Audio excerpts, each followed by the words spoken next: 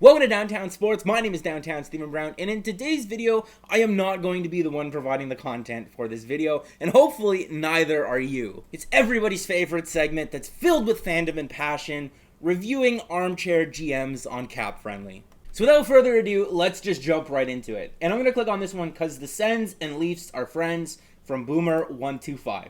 Now, already right off the bat, okay. I like the idea of this trade, but poor execution. Chris Tierney would be another guy down the middle for the Toronto Maple Leafs, who's not too bad. Dylan DeMello's another defender that a couple of people have talked about, but my God, Dmytro Chimashov, Jeremy Bracco, a second, a fourth, a fifth, a second, and a condition on one of those picks, and then Cody Ceci to the Blackhawks for a fifth-round pick. I mean, I like the idea, but the trade's a little bit too rich for me. Alright, so let's click on this next one here. Probably should have happened by now. Like, Kyle Dubas should be scrolling through this forums, should have clicked on this guy's trade proposals, and just ran to the phone. First up, we got Alec Martinez of the Toronto Maple Leafs for Jeremy Bracco, Teemu Kivihalme. You gotta really, punch the end of that last name. You gotta say it with a stern tongue. It's finish. And then a 2020 third-round pick that originally belonged to Columbus. It's a very important detail in that trade. And then Cody Ceci to the Winnipeg Jets for a fifth-round pick. Now, if you're the Jets fan, you probably want the Jets to go out and get a defenseman, but you probably want them to get a better defenseman than Cody Ceci.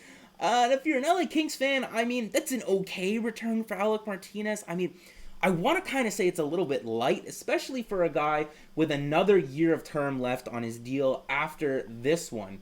And I mean, let's just pull up this tweet again that I used in a video about a week or so ago. The Maple Leafs are looking for a defenseman that plays the right side and shoots left, or plays the right side and shoots right, with multiple years of term left on their deal. So Alec Martinez is definitely a defenseman that fits that description, but I don't know if that gets it done. This definitely better than the first one. Okay, so the third one that we're going to be exploring here is just the guy with some hopes and dreams. Everybody's got him, so let's take a look at what his are. Blake Coleman to the Toronto Maple Leafs for James Greenway. I got a channel about the Toronto Maple Leafs, and it doesn't even ring a bell. Adam Brooks and a 2020 fourth-round pick that was originally acquired in the David Clarkson trade. No, not the first one. Vegas wasn't a team back then. The second David Clarkson trade. And then Troy Stecher, Oli Ulevi. Is this Jim Benning? Who let him on this forum? Someone's got to kick him off this forum before the Vancouver Canucks get fined for tampering again. So this next one is kind of like an itch that I haven't been able to scratch for like a month. But I'm going to scratch it right now. And that's Georgiev for Dermott. So I had a conversation with what I assume was a New York Rangers fan on one of the videos that I posted a little while ago. And I normally do respond to most of the comments that I get. And ooh, it's a very unfavorable pause. And by the way, thank you for all the positive comments on the videos the last little while. I do read them, and thank you guys. But one comment that I wanted to highlight in the conversation that we were having was, I did some research, and over the last 5 years, these are most of the significant goalie trades that have happened. Goalies that are fringe starters, kind of backups on their teams that are looking to move up in the goaltending world. And the one thing that I wanted to point out, the similarities in all these trades, is that there is not one roster player included in the return for any of these goalies. So I don't know why we are including Travis Dermott or Kasperi Kapanen in a potential Alexander Georgiev trade. I think the expectations need to be tempered. There's been a clear precedence that has been set, and I see no reason to stray from it. Okay, so we're going to do two more, and then we're going to end off the video. This next one is called Let's Talk About Right Shot Options Realistically by Sammy_T_51. Now, I did an entire video about realistic right shot options for the Toronto Maple Leafs this year and next year on my channel a couple of days ago, and I thought I did a pretty good job with that video, if I do say so myself.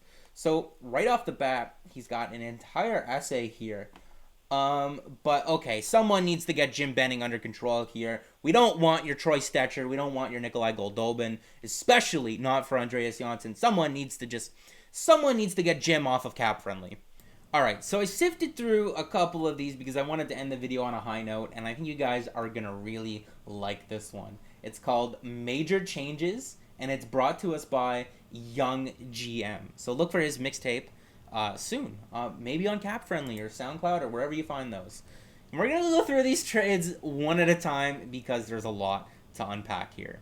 So Toronto gets Josh Manson for Jeremy Bracco, Teemu Kivihalme, Tyson Barrie, and a 2020 third. Guys, that 2020 third round pick from the Blue Jackets is a hot commodity at this point. Honestly, we should just get Josh Manson straight up for it. And this kind of loans itself to an idea that I had in a video a couple of days ago, where you take Tyson Barrie, who's an expiring UFA at the end of this year, a guy that you're likely not going to re-sign, and you flip him to soften the acquisition cost of a defenseman like Josh Manson, who has multiple years of term left on his deal. And then a team like Anaheim takes him and flips him to another team and gets more assets for him. Similarly to like the Matt Duchene trade that we saw last season or the year before that.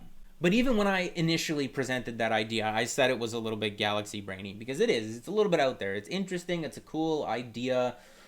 But an idea is all I think it really is. This next one is going to be Adam Larsson, Jesse Puljujärvi, and 2 third-round picks. Those 2 third-round picks are very instrumental to the subsequent moves that are going to be made here. For Kasperi Kapanen, Andreas Janssen, and Dmytro Timashov. So all that talk about Toronto priding themselves on forward depth for the last couple of years, throw it out the window. We're going to become a defensive stronghold now with Adam Larsson and Josh Manson.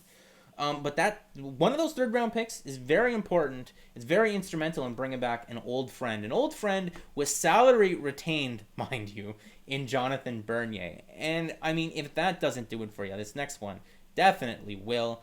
Alex Iafallo, I'm running on his team here, and Jeff Carter to the Toronto Maple Leafs for Jesse Puljujärvi. So now we're flipping defensemen, we're flipping draft picks, and now we're flipping prospects. Everything is just flipping this and flipping that. Ian Scott and a 2020 second round. Now, I don't know what Ian Scott did to you. I mean, other than win goaltender of the year in the CHL last year. So I don't know what he did to you to deserve that. I mean, do we even dare look at the lines? I mean, we might as well. We've come this far. Okay. Yeah.